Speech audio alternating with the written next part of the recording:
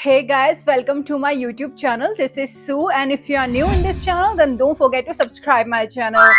So आज हम दो कंटेंट कवर करने वाले हैं तो इस वीडियो को बिल्कुल भी स्किप मत करना। हमारी पहली सीरीज है टोनी एंड जीवा। टोटल इसके 10 एपिसोड है। 3 एपिसोड ड्रॉप कर दिए गए हैं हिंदी लैंग्वेज में और जो रिमेनिंग एपिसोड है वीकली ड्रॉप किए जाएंगे। और हमारी सेकेंड मूवी है लॉक्ड, में देखने के लिए मिल जाएगी हिंदी लैंग्वेज में और ये भी एक थ्रिलर मूवी है। तो चलो पहले मैं बात करती हूँ टोनी एंड जीवा सीरीज के बारे में, जिसमें सिर्फ एक्शन नहीं, ना सिर्फ रोमांस बल्कि फैमिली ड्रामा भी फुल ऑन लोडेड है। तो चलो इसकी कहानी के बारे में बात करते हैं। तो कहानी कुछ ऐसी है कि हमारे टोनी और जीवा यानी कि NCIS के पुराने मस्त जोड़ी अब यूरोप में सेटल होने की कोशिश कर रही है। लेकिन भाई इनकी जिंदगी इतनी सिंपल थोड़ी ना है। ये सोच रहे थे कि अपनी बेटी ताली के साथ शांति से लाइफ गुजारेंगे, वहाँ कोई ऐसा विलेन आ जाता है जो इनके पीछे पड़ जाता है। अब फिर शुरू होता है फुल ऑन यूरोप टूर, कभी फ्रांस, कभी स्पेन, कभी होटल में छुपना, कभी गाड़ी में भागना। मतलब एकदम मेक माई ट्रिप का फ्री पैकेज मिल गया है इन लोगों को। तो चलो गाइस मैं इसकी परफॉर्मेंस के बारे में बात करती हूँ। हमारा फर्स्ट कैरेक्टर है टोनी। वो बहुत ही ज्यादा चार्मिंग, उसका कॉमेडी टाइमिंग बहुत ही ज्यादा मस्त है और वो फुल ऑन एंटरटेनिंग लगता है स्क्रीन पर। एंड गाइस जहाँ तक रही टोनी की बात, भाई बंदा मतलब अपने पुराने स्टाइल की तरह फुल ऑन शायरी, थोड़ा मजाक, थोड़ा चाम, मतलब चेस करते करते भी वो अपने डायलॉग्स बोल देता है। जीवा इसके डेडली एक्शन टॉप नॉच है। मतलब एक तरफ तो हस्बैंड मजाक कर रहा होता है और दूसरी तरफ जीवा विलेंस की कमर तोड़ रही होती है।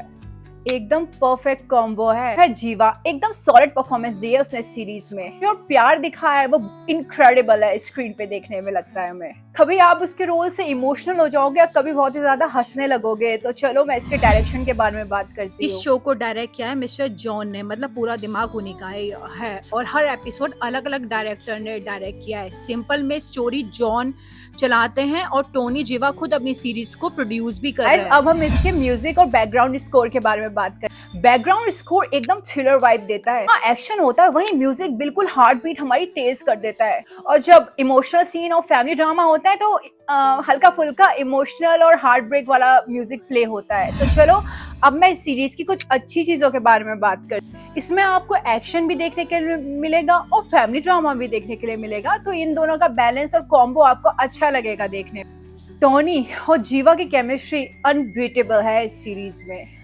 टाली का जो कैरेक्टर है वो बहुत ही ज्यादा रिफ्रेश कर देता है हमें।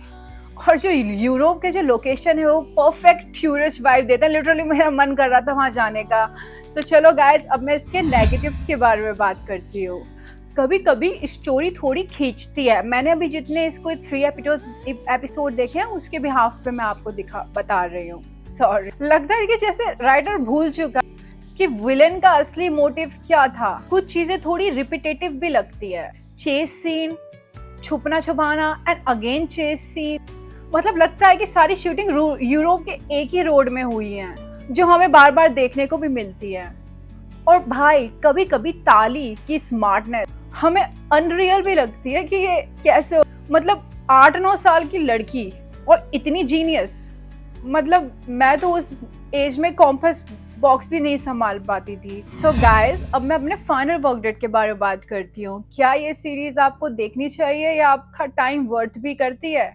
ओवरऑल जो मैंने इसके 3 एपिसोड देखे हैं, टोनी और जीवा मतलब मस्त एंटरटेनिंग सीरीज तो है। अगर आपको एक्शन और फैमिली थोड़ा रोमांस सब कुछ मिला के एक साथ देखना पसंद तो ये सीरीज आपके लिए है। आप 3 एपिसोड के बाद वीकली इसके न्यू एपिसोड देख सकते हो, अपना टाइम इसमें लगा सकते हो। सीरीज थोड़ी खींचती है, कहीं कहीं पे थोड़ी रिपीटेटिव भी लगती है, लेकिन टोनी और जीवा की केमिस्ट्री लिटरली देखने लायक है। सो गाइस अभी मैंने पूरी सीरीज तो नहीं देखी है, बट मैंने इसके जो 3 एपिसोड देखे हैं, मैं अगर उनके बिहाफ पे अपनी रेटिंग की बात करूं तो मैं इस सीरीज को दूंगी 7.5 आउट ऑफ 10। और अगर आप में से किसी ने इसके 3 एपिसोड देखे हैं तो कमेंट बॉक्स में आप मुझे बता सकते हो कि आपका क्या एक्सपीरियंस था। तो चलो गाइस अब हम बढ़ते हैं अपनी नेक्स्ट मूवी की तरफ जिसका नाम है लॉक्ड। सोचो आप एक गाड़ी देखते हो और लिटरली आप सोचते हो कि चल इसको चुराते हैं, बट जैसे ही आप गाड़ी के अंदर घुसते हो, गाड़ी बन जाती है आपकी प्राइवेट जेल। ये एक सस्पेंस थ्रिलर मूवी है जो लॉ एंड गेट पे आपको देखने के लिए मिल जाएगी हिंदी लैंग्वेज में। तो चलो इस कहानी के बारे में बात करते हैं। एंड गाइस, ये फिल्म एकदम क्लॉस्ट्रोफोबिक है, मतलब इतनी टाइट कि अगर आपको क्लॉस्ट्रोफोबिक, तो पहले ऑक्सीजन सिलेंडर रेडी रखना इस मूवी को देखने से पहले। तो चलो गाइस, इसकी स्टोरी के बारे में बात करते तो हैं। कहानी है एडी की। एक छोटा मोटा छुपा रुस्तम चोर बेचारा लग्जरी एसयूवी चुराने जाता है। सोचता है कि वाह आज तो लॉटरी लग गई, लेकिन जैसे ही स्टार्ट करता है पता चलता है गाड़ी एक्चुअली एक ट्रैप है। और ट्रैप किसने बनाया? एक सेल्फ प्रोक्लेम विजिलांटे ने, जो सोचता है वो दुनिया का बैटमैन है, बस बजट थोड़ा कम है और मास्क भी अमेज़न पे सस्ता वाला मंगवाया होगा। अब एडी अटक गया है गाड़ी के अंदर। गाड़ी है एकदम स्मार्ट कार, बटन ऐसे बिहेव करते हैं जैसे एलेक्सा का भूत घुस गया हो, और ऊपर से विजिलेंटे उसको टॉर्चर कर रहा है अपने ट्विस्टेड जस्टिस स्टाइल में। मतलब भाई, एक तरफ चोर फंसा हुआ है और दूसरी तरफ पागल बैटमैन की डुप्लीकेट कॉपी मजाक उड़ा रहा है, और पूरी फिल्म इसी कार के अंदर ही घूमती है। मतलब अगर आपको लगा कि ड्राइवर या एम्बुलेंस क्लॉस्ट्रोफोबिक थे तो ये उनकी मम्मी निकलेगी।